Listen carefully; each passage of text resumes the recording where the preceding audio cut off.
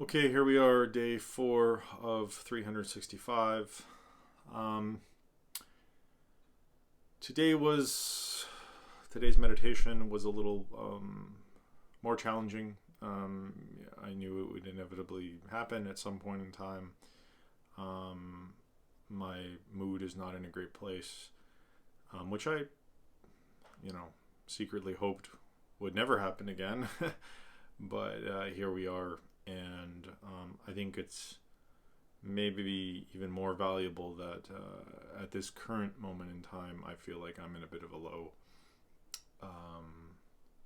So that when you watch later videos, you'll see that it is temporary. I know for myself in the past, I've felt like you're never going to feel better, which from my experience is not true. So, as far as the meditation was concerned, a bit more challenging, probably in part because of my mood. I felt very scattered, difficulties focusing, anxious. My body did not want to sit still, and maybe even a little bit difficult to just go deep into the meditation. Um, that being said, I did meditate again. It was about an hour and 15-minute session. It's pretty normal for me, somewhere around 45 minutes to an hour and a half is sort of my usual duration. I have had times when I've meditated for as little as 20 minutes, 5 minutes, and my advice is anything is better than nothing. So I know there's research where they're looking at meditations as short as 3 minutes and 5 minutes, and consistency seems to be more important than duration. So, and the other thing is, if you miss a day or you miss a week or you miss 2 weeks, it doesn't matter that you miss that time. It just matters that when you're ready, you get back up and start doing it again. As with anything that you want to make habitual and or become better at. So, yeah, meditation was challenging. Did not find I was able to go super deep with the sort of subconscious suggestion, the mantra work. Although I tried the same mantras as yesterday around my own worthiness, lovability, if you will, even in cases where I had lied, cheated, or stolen.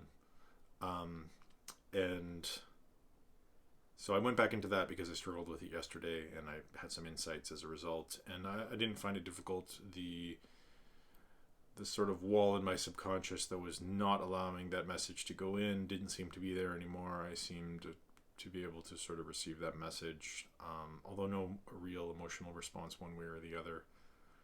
It just kind of went in. And I know from hearing the work of Joe Dispenza, he talks about the idea that when it gets easy, something that you're trying to do in meditation, continue to do it. When it sort of gets boring, continue to do it. Because that's when you're really starting to make it a habitual way of thinking and or being. So in this case, sort of the self-acceptance, self-love thing, I just keep working on it day in, day out, even when it feels easy, even when it feels like it's not doing anything, because that's actually when it's becoming habitual. That's why it doesn't feel foreign, I guess, or obscure in any way. Above me on that, I did have some success with visualization of my future right at the end of my meditation. That's actually when I felt overcome with some sense of joy, visualizing a life that would be quite amazing to achieve or to live. So success, again, in the meditation, always success in the meditation as long as you do it.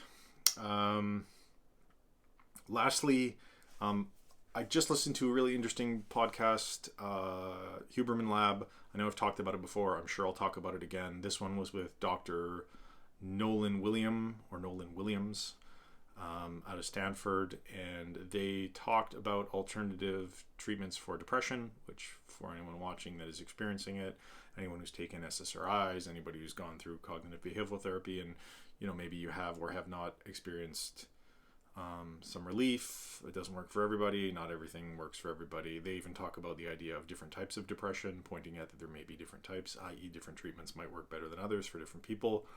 But they touch on the subjects of transcranial magnetic stimulation. That's what Dr. Nolan is doing in his lab. They have some clinical trials ongoing. So if you'd like to partake in a clinical trial, bsl.stanford.edu, I think. I'll post the link in the comments if you want to check it out, if you want to apply for the trial. I have been involved in a trial myself in the past for obsessive compulsive disorder. Massively beneficial. I like to say it was free therapy essentially. So, and massively beneficial because you were really working with experts that are sort of on the cutting edge of their field. So I'd suggest you check it out if you're looking at alternative therapies. Check out the episode. Really, really interesting. They also talked about psychedelic therapies as well. Also very interesting. So I'll link to the show and I'll link to the lab at Stanford. I believe they are in partnership with other labs. I don't know if it's across the US or across the world or the scope of the study, but even if you're not near Stanford, you might be able to find a laboratory in your area that's participating in this study, and you might be able to be involved in this clinical trial and experience some relief of depression, or at the very least contribute to the research that may lead to some findings that down the road offer some useful therapies and or treatments for others who are struggling from depression. So it's really a win-win either way. Help yourself, possibly help some other people. Yeah, that's it. If you like the show, like it. If you want to see more videos or get alerted when I post another one, I'm going to try to post daily right now. And subscribe. And lastly, my message, I'm going to start having the same message on every sign off, and that is, if you're struggling, talk to somebody. If you're struggling, talk to somebody. If you're struggling, talk to somebody. All of these disorders, whether it's anxiety, depression, OCD, schizophrenia, whatever it might be that you're experiencing, they all seem to fall along, they're all on a spectrum, and we all experience them to some extent in our lives. It just may not be clinical, it may not be debilitating or significantly negatively impacting the quality of your life. So in that case, whatever you're experiencing is not really abnormal. It is part of the normal human condition. So go ahead, talk about it, get some help, and I can say with 100% certainty you will be glad you did and you will feel better. No man is an island. Don't suffer in silence. Have a great day.